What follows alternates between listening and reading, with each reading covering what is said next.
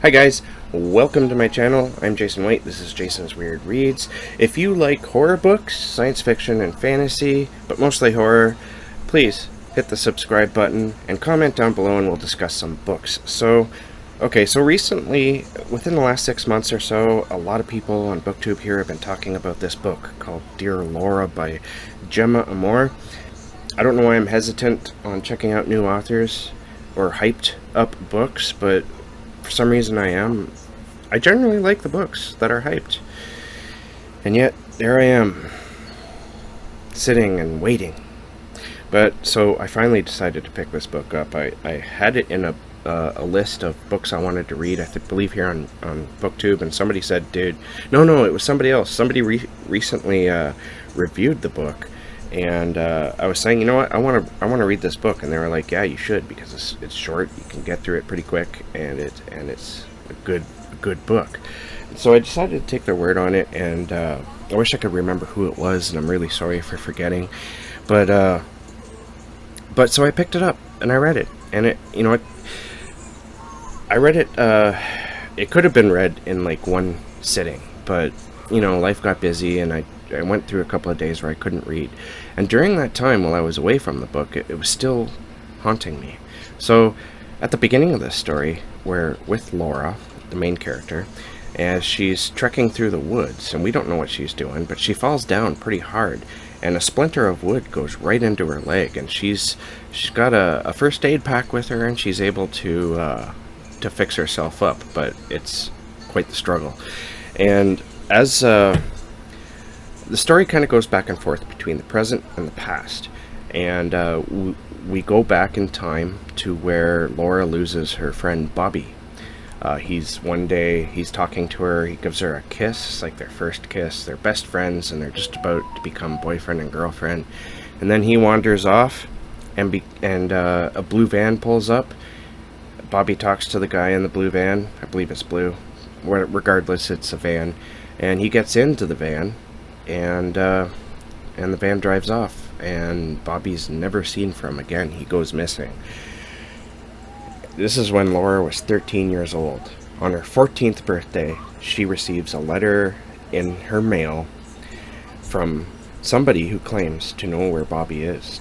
They claim that they've killed Bobby, and they want Laura to do something for them in order to get clues as to where she can find Bobby. It's a pretty interesting premise. So, one thing I found about this book is that what it's really about is this book is about power and power struggle between two people in an abusive sort of relationship, as this definitely becomes.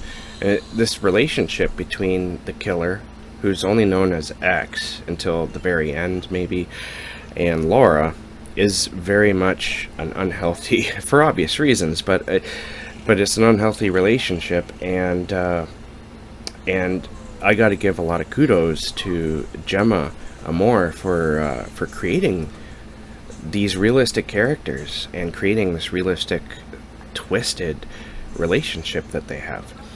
But the story itself is really about power, manipulation, psychological abuse, and the effects that this type of abusive relationship can have on the human psyche after a very long time of being trapped in it.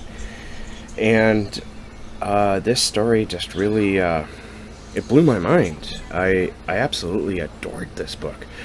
And it's a weird thing to say because it's so dark and so twisted, and it made me wonder after I finished it, what was it about this book that I enjoyed so much? And I thought about it, and I came to a few conclusions. So I'm going to go to the review that I wrote on Goodreads and Amazon.ca to say what my conclusion was. The alluring part is Amore's amazing skill at writing prose, at building characters, and building suspense, all of which draw you in and make it impossible to look away. And that's very true. And also the fact that this book is so short, it's about 110 pages, It pretty much is exactly what it needs to be without too much filler, if any filler at all. There is a part between the middle and near the end that kind of dragged out for me a bit, but really that's the only criticism I have of this book. This book is absolutely wonderful. And I went out and bought, after reading this, I went out and bought one of her, a physical copy of her short story collection. Can't remember the name of it. It's Cruel something or other. But anyways, yes, I highly recommend this book if you haven't read it yet. It really was a lot of fun for me to read, and it gave me a lot to think about. And I love it. Alright, so that's it. Definitely check out Dear Laura by Gemma Amor. Thank you for watching. Keep being safe, keep being creative, and I will catch you guys in the next bookish video.